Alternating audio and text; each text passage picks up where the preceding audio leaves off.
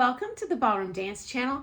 My name is Sunny, and we're a worldwide community of ballroom dancers who meet here every day to talk all things ballroom dance. Today's letter. Hi Sunny, can you maybe do a video on how to keep motivated for high-level competitors who have to train really hard? Even though this isn't our career, it can feel like it is with the comparable amount of pressure to succeed. Okay, number of things going on here. Number one, I used to be a lot harder on myself as a competitor when I was an amateur. So the struggle is real. Number two, it's really challenging as you rise through those echelons because your improvement becomes in little microns instead of literally feet. So that first dance class, you go from 0 to 60. I can't dance at all. Oh, I can actually dance a song. You know what? We do not see that lightning speed improvement when you get to that open level. It literally is this much in a month of busting my tail and dropping thousands in lessons. Yeah, it's hard. Okay, number three, boredom. The reality is competitors, if they're serious about what they do, they keep a backbone of choreography. So it's the same figures they're doing for years and years and years and years. And yeah, honestly, I gotta tell you, I was bored sometimes and I just wanted to do new things, but sometimes that works great and often it doesn't. So I would say it takes a great deal of tenacity, grit, stick-to-itiveness, whatever you want to call it. Next up, there's a bottleneck of competitors at the top, okay? So when you're in bronze, you got a steady stream of newcomers coming in who are less experienced than you. Bad news bears, by the time you get to gold, especially open or those scholarship events, you're going to be up on that floor against people who've been on that floor twice as long as you. This is going to be a challenge. There's a bit of a glass ceiling where all those helium balloons with the most helium are fighting for that space on the top. So you're not going to see those results like you do early on, saying newcomer, like, yay, I won everything. Well, that's easy when you're competing against people who have their heads up their keisters. It's not going to happen that easy by the time you get to open. Okay, the people at the top are going to have the deepest pockets. So you're also up against people with more resources than you. Maybe they have more time. Maybe they're practicing 10 times as much. Maybe they're taking 10 times as many lessons or going to 10 times as many comps. We all have a limited budget in terms of time or talent or, truth be told, pocketbook. It does make a difference. Okay, next. There's another challenge going on here.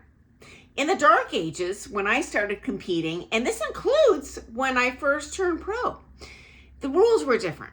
So most of the comps weren't sanctioned. The net result, or one of many net results, we had a ton more options. True story. In my area, when I first turned pro, there are 11 comps I can think of off the top of my head that were within driving distance for competitors in my town. These days, one comp a year.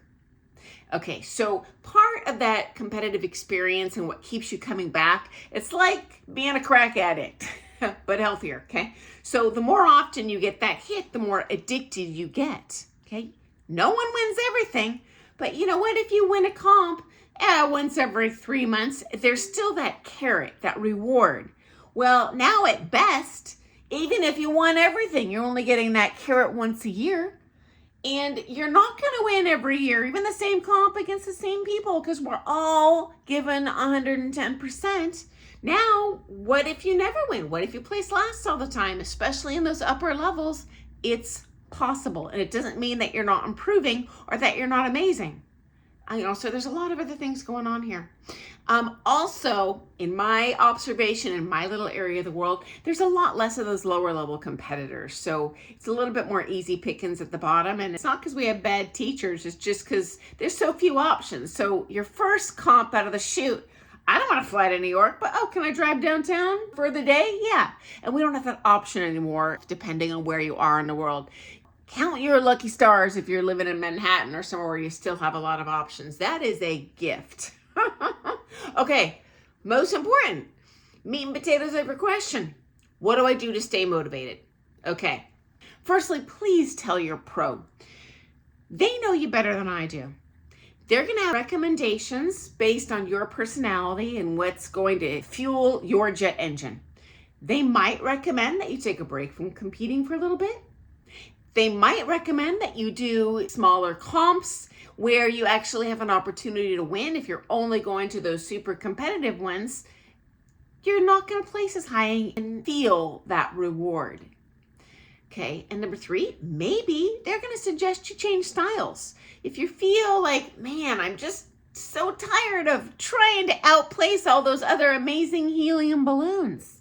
Okay, well, guess what? Switch to American rhythm, start at the bronze. You'll probably kick somebody there and maybe get that reward feedback mechanism back in place so you can trigger that competition addiction again. I have another recommendation: solidarity and strength in numbers, okay? Don't be afraid to confide in your dance sport friends. I do regularly get letters like this, and they're telling me on the DL, well, don't use my name, which I never use people's names, but you know what? There is no need to feel shame. Every competitor in the world, including me, has had these feelings, guys. Okay, true story for you. I'm going to close out my video with this because I'm probably going to make you feel better. And this is when I was competing Open Pro, so I didn't suck, and I still struggle with these feelings. So I'm at Blackpool one year in the Open Pro. This is the championship level of pros. Doesn't get any harder. I make it out of the first round, called back to the next round. Do my rounds, and I don't make the next cut up.